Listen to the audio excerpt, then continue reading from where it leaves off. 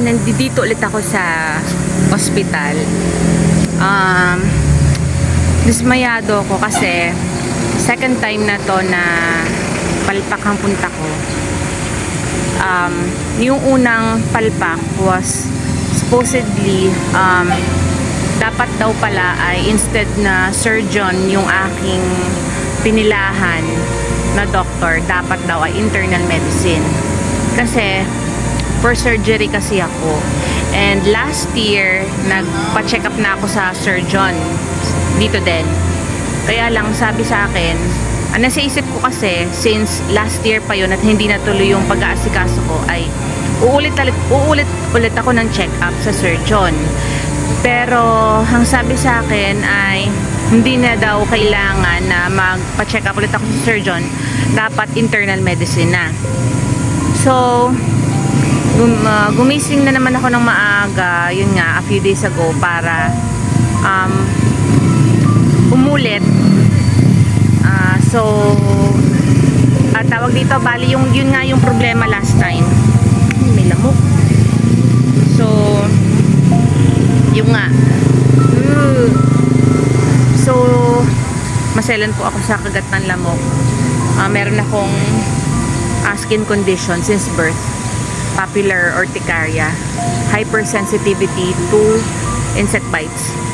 So talagang dinaramdam ko po ang mga kagat sa akin ng ilang araw, pamamaga, pamumula, pangangate.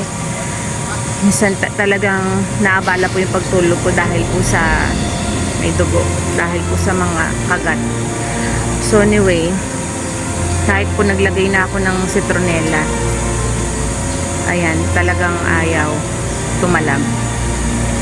So ngayon po, yun nga. So hindi pala dapat surgeon, dapat internal medicine.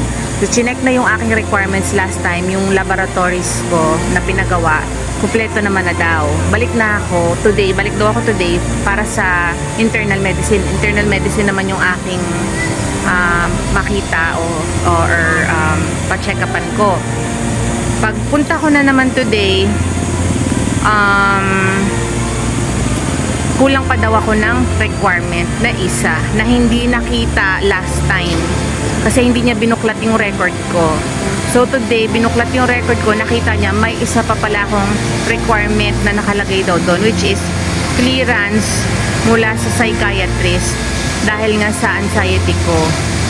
So ngayon, ito na naman. Minsan kasi pag wala din ako sa mood talaga, alam mo yon, yung busy ka, dami mong ginagawa, pagkatapos aga pa ng kailangan mong sumulpot sa ospital, tapos meron pa ako laging kailangan kasama recently, tapos pagpunta namin ganun, hindi pwede mag-proceed, palpak, uwi, in short.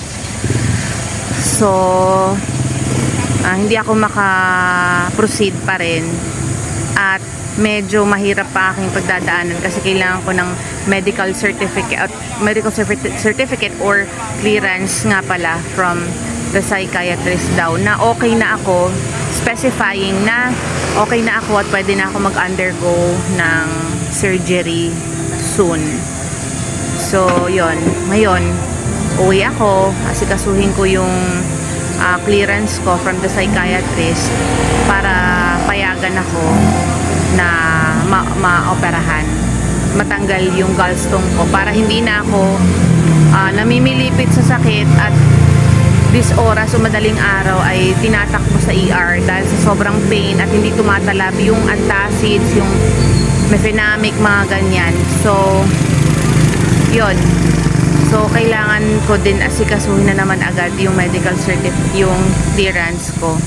So, ngayon, syempre, nakakadismaya talaga kapag ganito yung nangyayari sa mga lakad. Tao lang tayo, lalo na kapag sensitive at maraming inaalala, iniisip, talagang nakakaiyak. Anyway, so, balik na lang kami, uwi, asikasuhin yung aking next na need for the clearance.